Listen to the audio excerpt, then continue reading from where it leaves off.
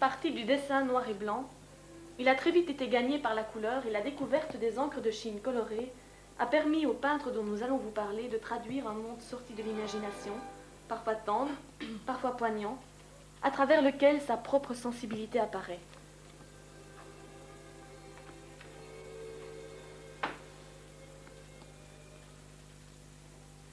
On a dit de lui qu'il était un peintre du feu, Henri le Jeune, écossinois d'origine et depuis sa jeunesse un artiste. À 16 ans, il dessinait déjà et entrait dans une fabrique de céramique. Il s'y consacra pendant longtemps avant de ne plus s'intéresser qu'à la peinture et plus particulièrement aux encres de Chine de couleur.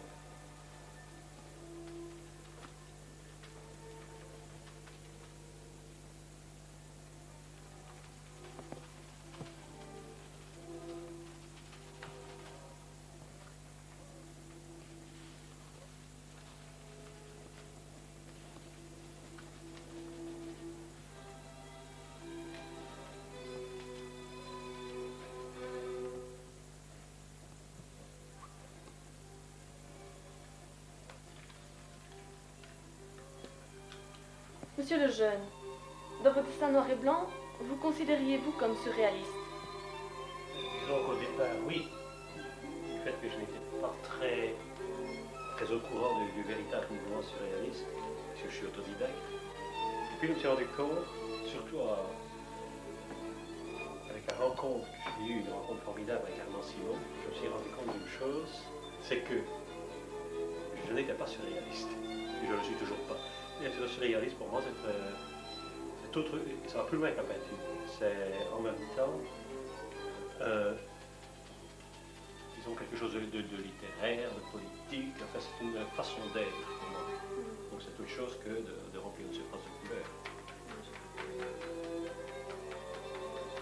Et J'ai eu cette étiquette, oui, je vais l'interrompre. J'ai eu cette étiquette parce que j'étais justement en rapport avec des surréalistes.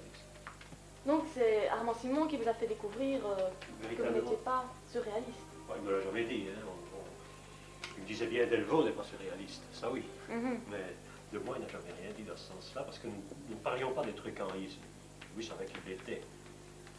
On parlait d'autre chose. Armand m'a appris plein de trucs, mais qui avaient rapport surtout avec la littérature et avec sa conception en lui de voir ce qu'il faisait. Qu'est-ce qui vous a fait découvrir les encres de Chine de couleur?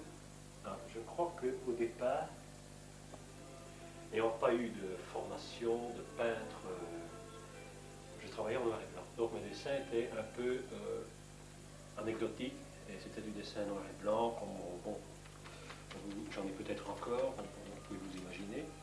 Et là-dedans, quand j'ai rencontré justement Armand Simon, je me suis rendu compte que ce que je faisais dans tous ces dessins noir et blanc, il les avait fait 10 ans avant moi, et bon, pour moi la démarche n'était plus intéressante. Et je me suis dit, en prenant la couleur, alors qu'on m'avait dit que je n'étais pas doué pour la couleur, que je n'avais pas essayé de m'occuper de ça, c'était pas mon domaine, et je me suis acharné avec une couleur à la fois. Et puis pour finir, j'en ai oublié le dessin, je suis devenu... donc ce qui m'intéresse avant tout maintenant, c'est la couleur. Donc c'est donc grâce à Armand Simon que vous travaillez les encres de Chine, en partie. Je ne sais pas, c'est peut-être grâce à lui que je l'ai fait à ce moment-là. Je crois que je l'aurais fait un jour, parce que j'ai toujours été attiré par la couleur de la Provence, mais je crois que la couleur m'intéressait, mais je n'osais pas l'attaquer, étant donné que je croyais que je n'étais pas du tout doué pour ce genre de choses. Vous avez commencé par la céramique. Alors la céramique, c'est ce qui m'a amené peut-être à travailler comme je travaille, parce qu'ici je cherche une matière.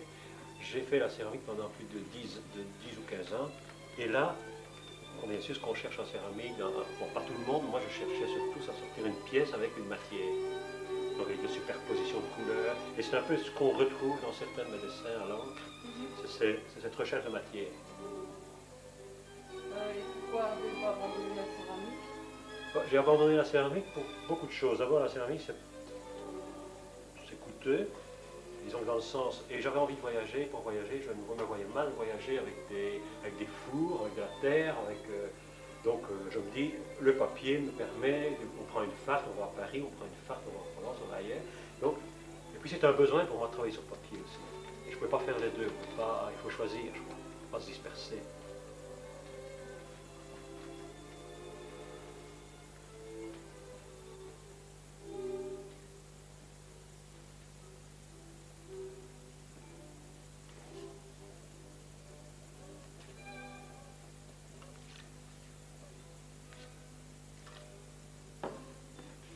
crois que s'il y a beaucoup de rouge dans ce que je fais, on dit bon peut-être peintre du feu ou quelque chose comme ça, c'est parce que justement ça rejoint ma période de céramiste, où je me brûlais un peu les yeux, il y a la petite lunette du four, où je regardais la cuisson et tout, et là j'avais l'œil vraiment brûlé par ces rouges. C'est peut-être ça, je ne sais pas, on ne pose pas trop de questions là-dessus.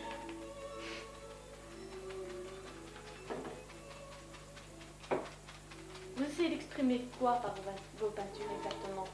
Je crois que d'abord on a le plaisir de le faire, ça c'est un besoin presque.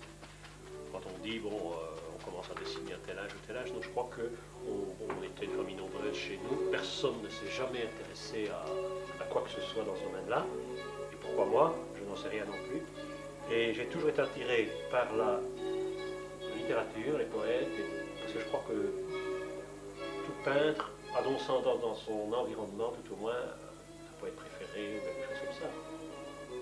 Et, bon, et à ce moment-là, je crois que j'ai mêlé la littérature à ce que je faisais, tout en ne devenant pas surréaliste. Vous avez essayé de bouleverser les conventions par votre peinture? Je ne crois pas, j'ai essayé surtout, disons que mon idée était de faire une peinture qui était moi.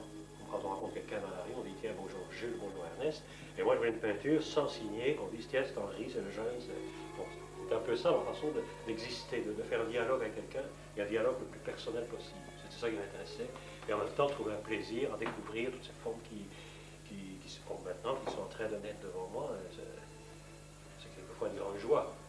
Je crois que les meilleures choses, on les a faites, et on ne sait même pas se rappeler, même dans ma mémoire, mes meilleurs dessins, il y en a pas beaucoup, mais il y en a quelques-uns. Dans ma mémoire, ça a été tellement vite parce que là, on n'a pas dû retoucher, on n'a pas dû. C'est venu d'un jet. Et pour moi, c'est ça. C'est les grands moments, les moments les plus heureux que j'ai eus en peignant. C'est de voir naître devant moi des choses en étant le premier spectateur.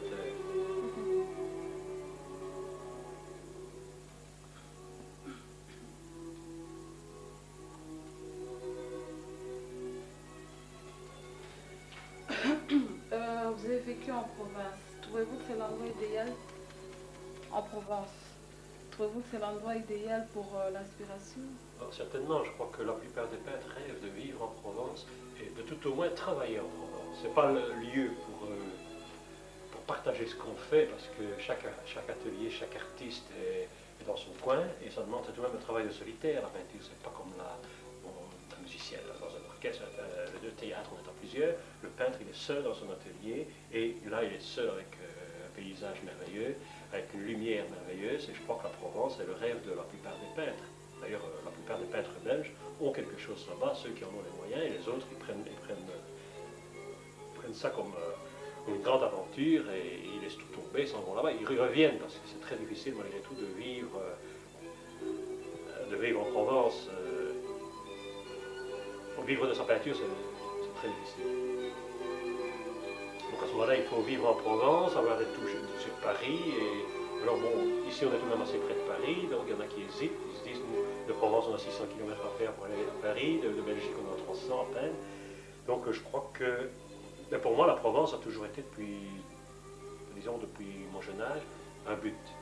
Je crois que je retournerai vivre là-bas d'ici peu.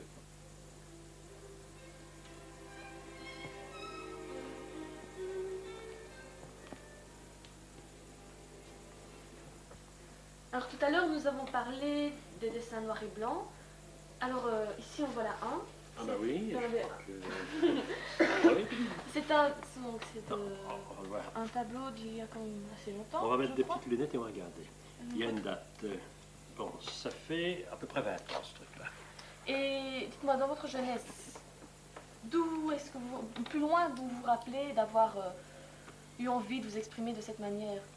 Mais je crois que c'était en 40. En 40, il y a eu cette fameuse guerre, tout le monde la connaît. Je suis un type d'avant-guerre, moi.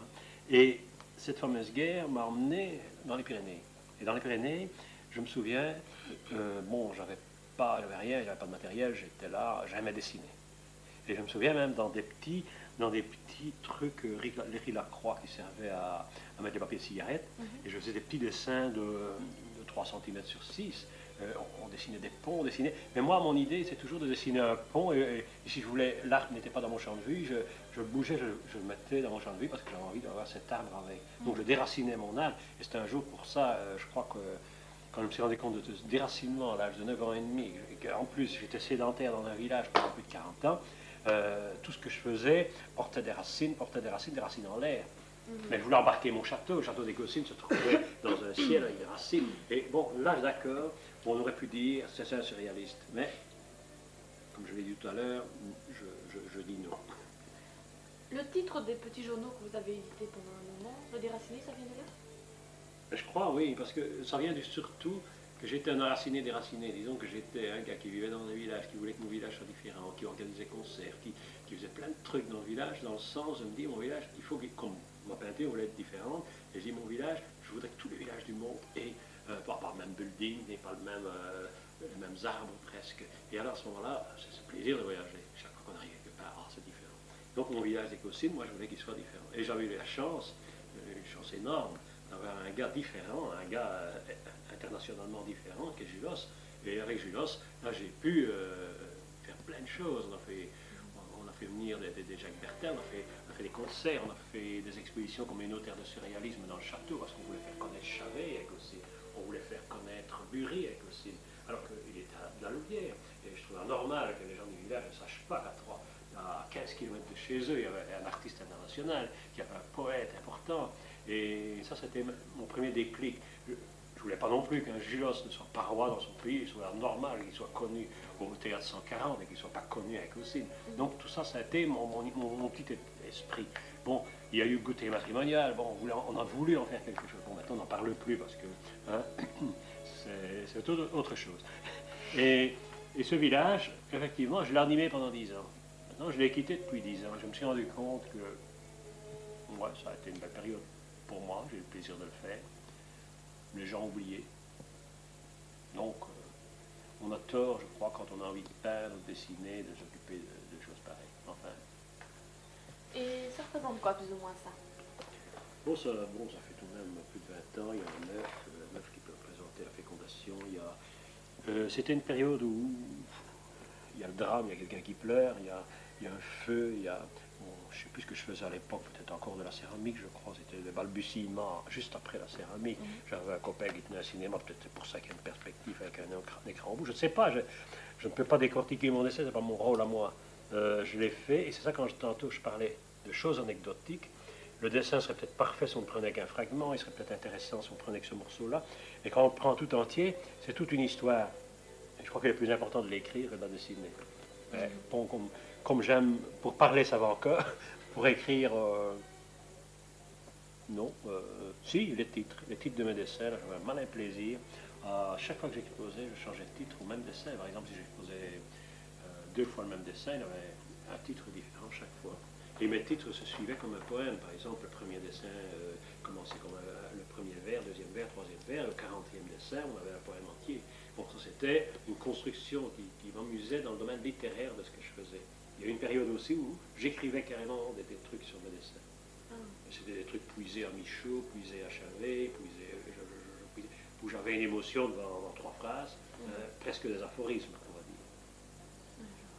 On a ici toute une série de dessins. J'aimerais qu'on Bon, parcourt ici on un peu. s'arrête de cette période et on arrive à l'aujourd'hui. Comment avez-vous voir passer de temps de douceur au temps de dureté? Je crois que la vie oblige les gens à se battre, oblige les gens avec tout ce qui nous entoure. Et je sais pas, le journal parlait, bon, j'aime bien être informé dans un sens, et de l'autre côté, je ne veux pas l'écouter. Parce que dans le temps, je crois qu'on avait les misères du village d'à côté, et je crois qu'au moment du Titanic, on l'a appris, peut-être, il y a des gens qui l'ont appris 2 mois après, des gens qui ne l'ont jamais su. Nous, ici, le drame de Zeebrugge, quelques secondes après, on était au courant, on était émotionnés. Mais le choc de tout ce qu'on reçoit nous rend dur. La voiture est un objet d'égoïsme, parce que quand on est dans sa voiture,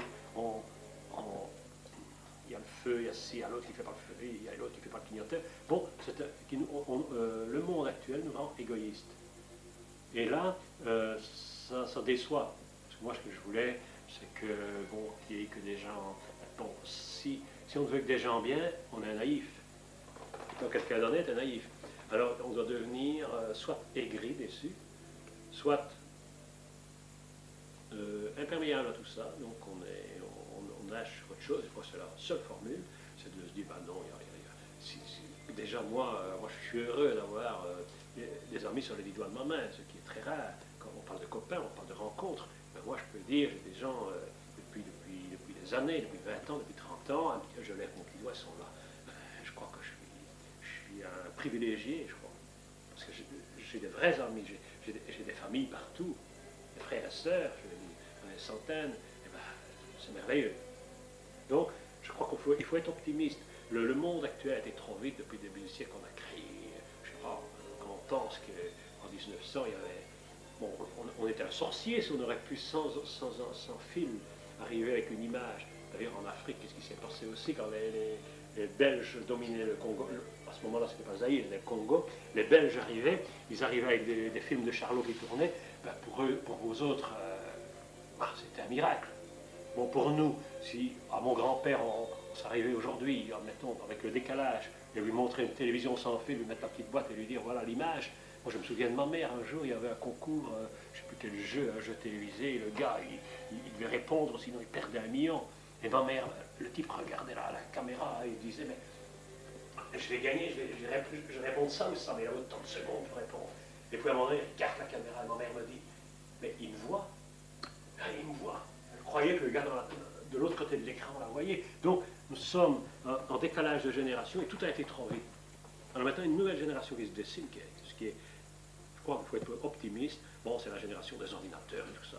Bon, ça c'est un monde qui est très bien. Malheureusement, c'est un monde où on va compter, où tout va être catalogué, on va savoir un petit bouton et on sait qui tu es, ce que tu penses, ce que le voisin pense de toi. Il y a une grande fiche qui va se trouver quelque part. Donc c'est une force qui va nous enlever notre liberté. Ben, puisqu'on veut aller par là, allons-y. Hein? Moi, je suis pas un homme de ville, je suis un homme de progrès peut-être dans le sens où il faut. Mais chaque fois qu'on sent une maladie, il en arrive une autre. Enfin, on ne sait pas sida ou s'il n'y en a plus ou s'il n'y en a plus. Mais, bref, alors là, je crois qu'on ne peut pas parler qu'on va vers le bonheur.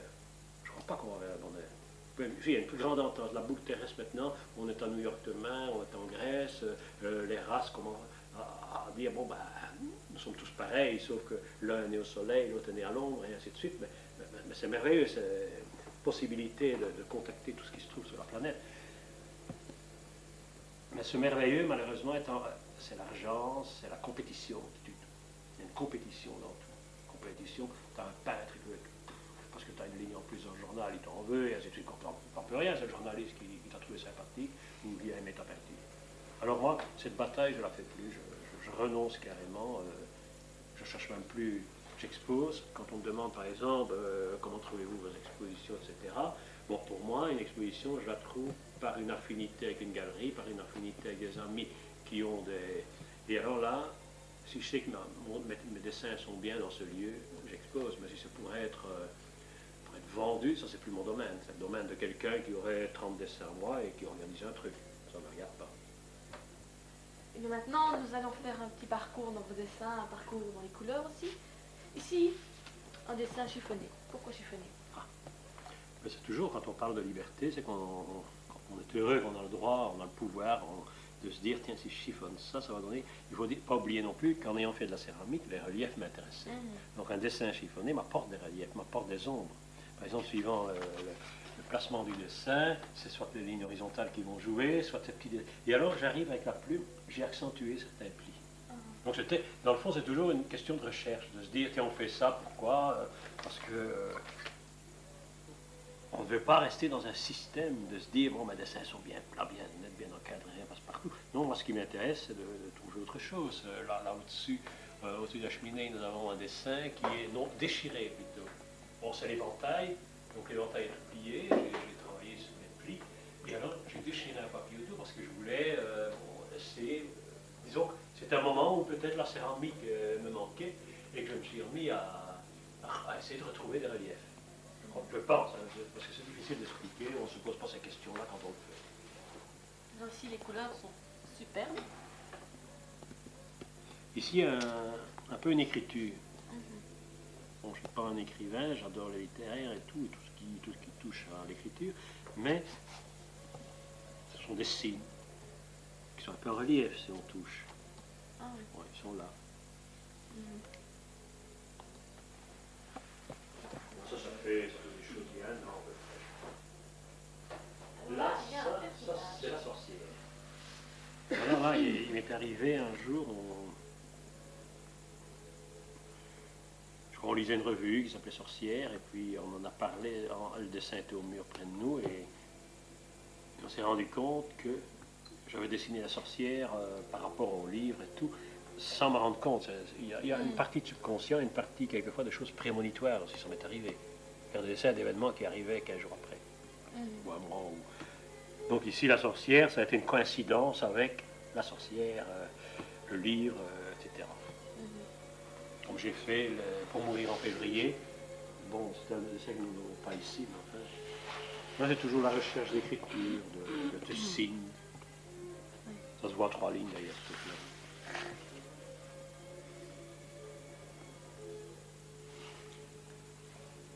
Bon, là, on voit, c'est. Bon, je ne sais pas si on va les rendre comme on a envie, mais là, c'est plutôt une recherche aussi de matière et de forme. Et je crois que ça s'arrête là. Forme et matière. Les gens peuvent interpréter facilement votre dessin. Mais je crois que c'est pas à moi à dire ce truc-là représente ça ou ça. En Provence, je crois, j'y étais la semaine dernière, et une dame est arrivée avec son mari, et elle m'a dit, oh, j'avais su, ils ont été parmi nous aujourd'hui. J'ai ramené Julie. Julie, sa petite fille, qui doit avoir 9 ou 10 ans. Et ils m'ont acheté un dessin il y a 2 ans, je crois, en Provence. Et Julie trouve plein de trucs dans mon dessin. Et moi, je trouve ça fabuleux. Cette petite gamine qui est là, qui a devant son lit ce dessin, qui aujourd'hui se lève et dit maman, et le lendemain elle voit autre chose, et ainsi de suite. Et c'est vrai, je l'ai rencontrée. Et bon, moi aussi, ça me manquait qu'elle ne soit pas au vernissage. J'aurais aimé la rencontrer pour voir maintenant qu'est-ce que tu vois dans mon dessin, quoi. Donc, c'est pour ça que mon rôle à moi n'est pas d'expliquer. Mon rôle, elle fait ce que je sens au moment où je le fais, puis c'est tout.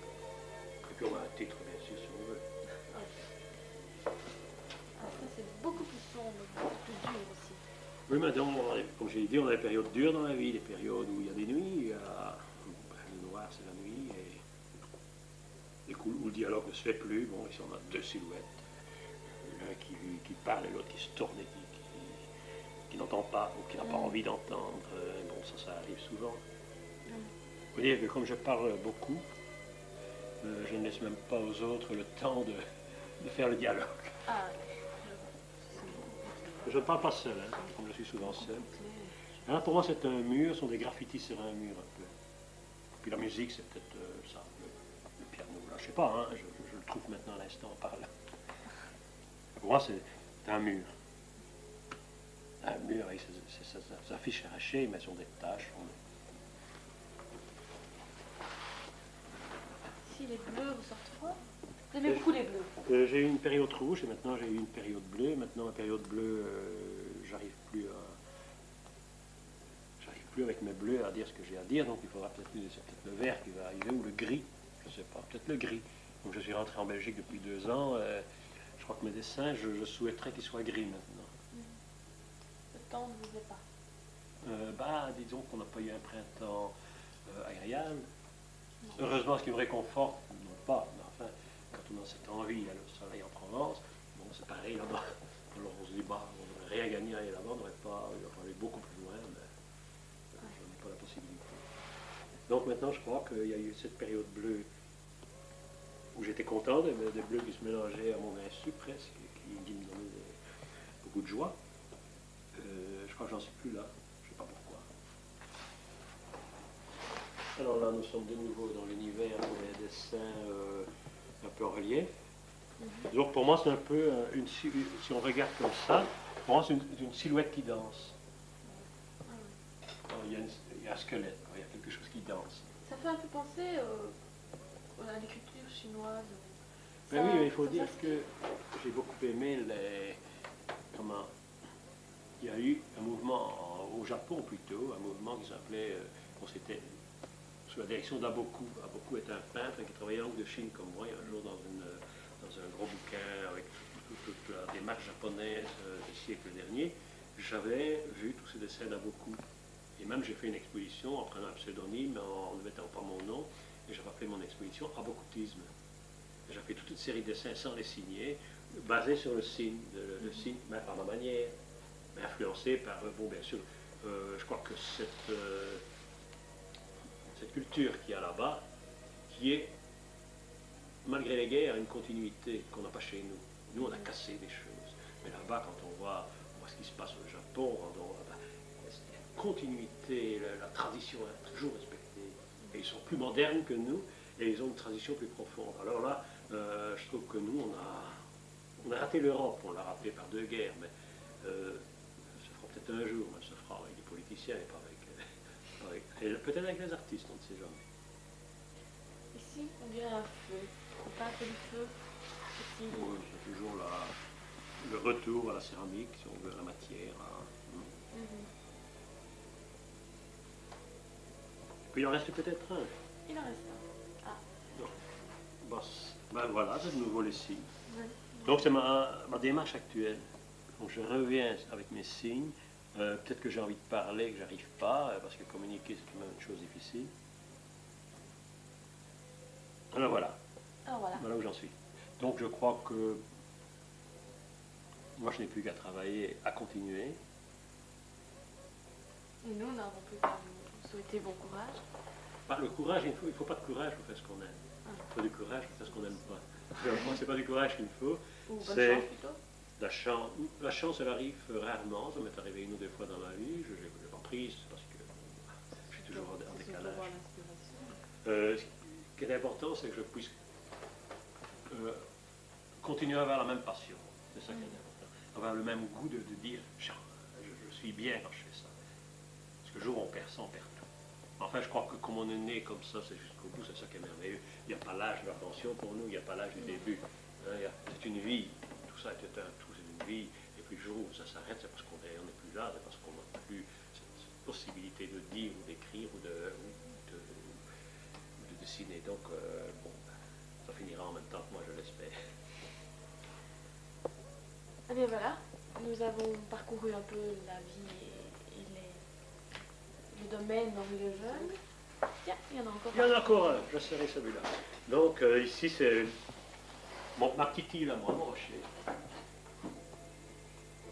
Les bleus c'est l'eau, le rouge c'est le feu. Non, je crois que celui-ci a... Ben oui, et puis il y a tout ce qui est sous l'eau. Tout ce monde. Parce que dans le fond, tout ce qui est sous l'eau, tout ce qui est sous terre, on dirait, oui, mais je suis né à un pays où c'était la carrière, pas loin du Borinage, où c'était la mine, où les gens vivaient sous terre. Et ça m'a marqué aussi. Ça m'a marqué très fort. C'est pour ça qu'il y avait ces racines, parce que je crois que les gens qui ont vécu, parce qu'on est venu à moyen de la chaîne, on a une continuité de nos ancêtres. Et je crois que tous ces gens qui ont souffert au fond de la mine, ont souffert dans la carrière, bon, ça m'a marqué parce que je les ai connus. Et pour moi, ce côté souterrain dans ma peinture, il existe, ce côté-là. Ça, c'est un domaine privé presque, un domaine de mon enfance. Là, c'est ce que j'ai envie d'éclater, le soleil, la Provence. Donc, dans le fond, ça pourrait être toute ma vie, si on veut.